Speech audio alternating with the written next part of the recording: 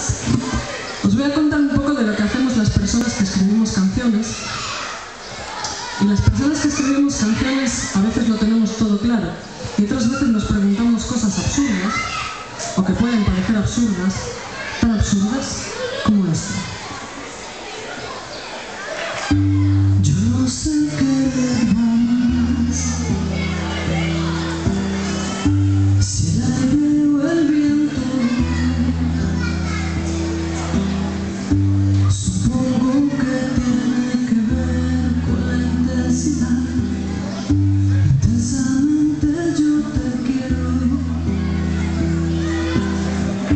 Solo un giro en el camino y ya no me muevo más. Mi corazón es una explosión.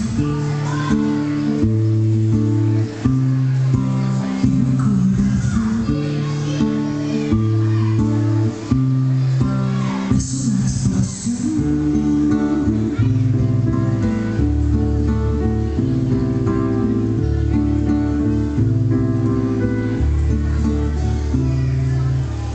Solo saber te necesito más que nunca y solo es saber como el aire o como el viento, como quieras elevarme. Mi corazón